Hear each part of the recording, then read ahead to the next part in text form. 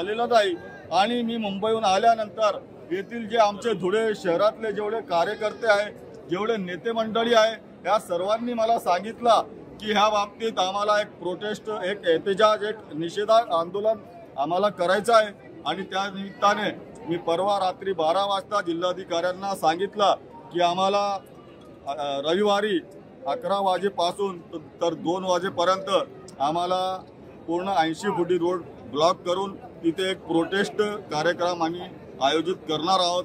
आणि आज त्या निमित्ताने या माझे सर्व समाज बांधव, आमचे दलित नेते आणि सर्व जे सेक्युलर माइंडचे लोक आहे आज इथे उपस्थित आहे। प्रमुख मागणी काय आहे तुमची आता? आमची प्रमुख मागणी हीच आहे की ज्या हरामखोरांनी आमचे मशिदीचे नुकसान केलेले आहे, आमच्या मशिदींवर हल्ला केलेला आहे, त्यांना तत्काळ अटक करून त्यांच्यावर मोक्कान्वये कारवाई करण्यात यावी। त्यांच्यावर दरोडे आणि 307 सारखे गुन्हे दाखल करण्यात यावे। आणि त्याच निमित्ताने जे आमचे तिथले जे रहिवासी आहे त्यांना तात्काळीची मदत देण्यात यावी। आणि जे प्रशासन, तिथला जे कोल्हापूरचा जे प्रशासन आहे तो बघ्याची भूमिका घेत होता, त्यांना तत्काळ निलंबित करून त्यांच्यावर कारवाई करण्यात यावी, हे आमची प्रमुख मागणी आहे।